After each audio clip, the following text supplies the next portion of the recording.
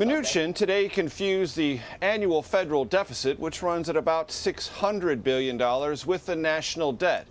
Currently stands at almost $15 trillion. Now, Elaine, that's a common mistake for budget amateurs, but not for a Treasury Secretary, even a newly minted one. Interesting point. Well, Major, earlier on CBSN, you called this proposal, and I quote, a flimsy start and the most minimal effort to set in motion tax reform. What, in your view, is missing? What is the president trying to say with this? Well, what he's trying to say is, I've got a plan and I've got some preferences.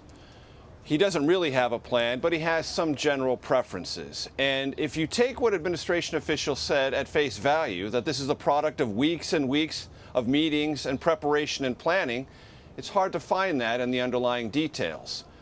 You would expect with a tax reform proposal to at least have income brackets next to the rates that the president would like to achieve for personal income tax rates.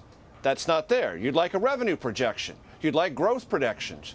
You'd like specifics on what deductions the president wants to get rid of and wants to keep. There are some of those, but far fewer than most administrations would consider minimal when introducing to Congress an initiative of this importance and this magnitude. So, what's important to know about this is there's a lot more we don't know than what we do. Now, Congress may, in fact, fill in the blanks and do so in a way that this administration finds worthwhile and helpful. But for something that this administration told all of us for the better part of a week, it wanted to set in motion on its terms, well, the terms are few and far between. So then, Major, if this is somewhat of a starting point for this White House on this particular issue, do you have a sense that essentially this is all subject to negotiation, or are there principles here that the president may be unwilling to compromise on?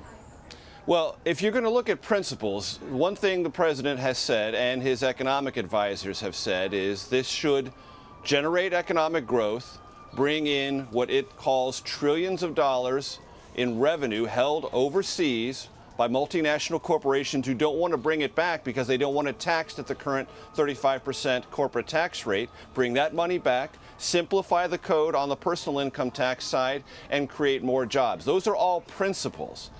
But taxes and the tax code have become intensely complicated and more complex by the year because what happens? Members of Congress, lawmakers, draft certain provisions, place it into the tax code to deal with either a political problem or a policy initiative. Well, if you're going to get rid of those things, as this White House says it wants to do in sort of sweeping fashion, you have to tell Congress those things that you put in there have to go away. And if you don't tell Congress that, what's Congress likely to do? Try to keep as many of them as they can, and then that frustrates some of these larger goals of simplification and generating economic growth and generating jobs. So when you leave so many details unknown and unknowable and subject to negotiation, lots of different things can happen. And so what the administration can always fall back on with this very vague opening bid is, well, we're working on it. As a matter of fact, today, at one moment, I think it was Gary Cohn or Steve Mnuchin, the Treasury Secretary, I'd have to go back and look at the transcript, said, we'll provide details to you at the appropriate time. Well, that left me wondering, what is more appropriate than the rollout of your tax plan? Isn't that the most appropriate time to provide details? Apparently not. So then, Major, given what you just said, is there a sense that unlike health care reform, the president and this White House are more personally involved in at least generating this conversation on tax reform? When you talk to senior administration officials, they do say, look, we deferred considerably to the House of Representatives, to Paul Ryan, the Speaker of the House, and those working in the Republican leadership there on the repeal and replace of the Affordable Care Act. Yes, we were involved, but we really left the gritty details to Congress, and it didn't work out. Now, having said that, it's worth pointing out, Elaine, that this week there has been considerable progress, and House Republicans have now put together a repeal and replace bill that it appears can pass, and that vote may happen as early as next week. So progress after that failure has been achieved. with the White House also being heavily involved in those negotiations. So that learning process told the White House, get more involved on the front end. What really happened here, Elaine, and this is an important point. Last week, the president blurted out, we're going to have a tax reform proposal and we're going to tell you about it next week.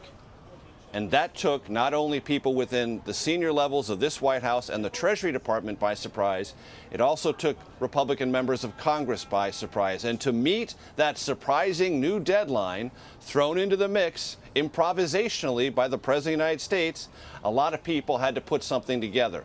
That's why this particular work product is not as robust, is not as thick, is not as detailed as maybe some in this White House would have hoped, but at least it met the president's deadline, and it's part of the 100-day conversation, and for that, the White House will take it as at least a small victory. Some illuminating context from our Major Garrett there at the White House. Major, thanks so much. Sure.